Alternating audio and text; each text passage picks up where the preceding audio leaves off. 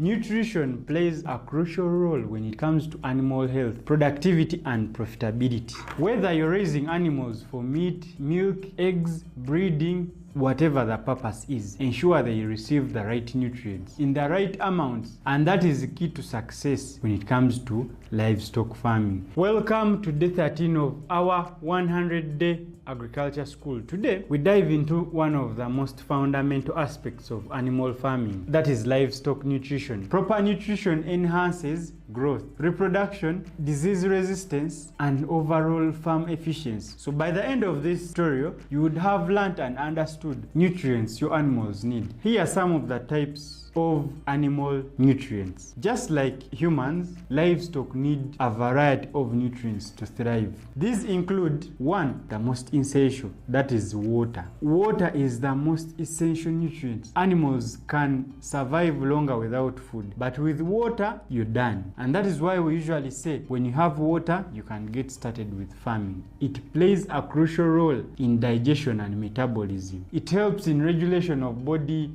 temperature. For those who do poultry and piggery, and you know this, nutrient absorption and transportation, that is all water. Milk production and overall productivity and waste elimination, that is all water. So here's a tip for you, my fellow youth farmer. Always provide clean water to your plants, and always make sure they do not lack water, because reduced water uptake or reduced water intake may lead to poor growth, lower productivity, and so on. The second nutrients that is essential are carbohydrates. The primary energy source for animals found in grains like maize, barley, wheat, hay, silage are all carbohydrates. Carbohydrates help our animals fuel their body functions, support activity, movement. It promotes growth and milk production. So it's very, very essential. The third nutrient that is essential are proteins. Proteins, like I always tell you, are the building blocks of muscles of our animals, tissues, and also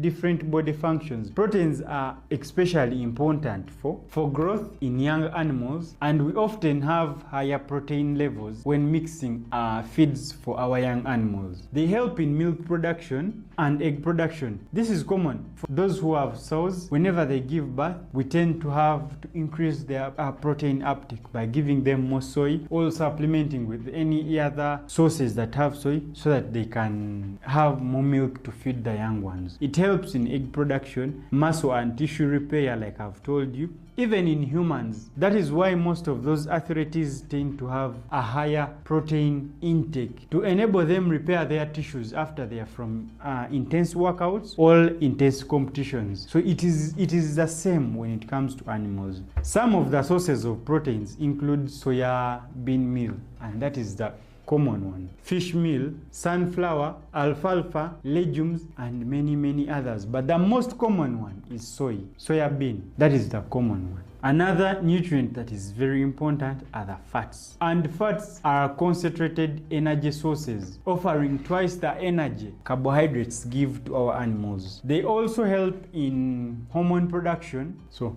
absorption of fat-soluble vitamins helps maintain body temperature. And some of the sources of healthy vitamins include vegetable oils, fish oils, seed oils like sunflower and cotton, and so on. The other thing you should watch when it comes to animal nutrients, vitamins and minerals. These support bone health, immunity, reproduction, metabolism, to mention but a few. Calcium and phosphorus, those are for strong bones and eggshell formation in our layers. Iron and copper, that is to prevent anemia, and they support oxygen transportation in our animals. That is why usually when we have our young ones, we tend to inject them with iron, and that is to prevent them from getting sick with ammonia. Vitamin A helps our animals with improved eyesight and immunity. Vitamin D, that is for calcium absorption. Vitamin E, that will prevent them from muscle disorders. You often see some chicken that have disorders. So this is a tip for you, my youth farmers. A mineral supplement can boost animal productivity by filling those deficiency gaps, because at times you might not have access to those individual items like I mentioned them, but you can go for a supplement depending on the needs, depending on the stage. There are concentrates out there on the market that have requirements for younger chicks, baby cows and lactating cows in every stage, so it's important. Now, my dear friends, if there is anything you take away from this video, it is this: always remember that good nutrition equals healthy animals plus high farm profits. Always remember to provide clean water for your animals. Adjust that based on animal age, based on the breed, based on the purpose of your animals. And always you can use a mixture of foliage and concentrates to provide balanced diet, like poor growth, weak bones, low productivity, and many others. So the question for you is, as I'm concluding this tutorial, what do you currently feed your livestock? Drop that in your comment section and let's discuss the best feeding strategies for your farm. If you found this video useful, don't forget to like, comment, and subscribe for more agriculture tips. See you in the next lesson.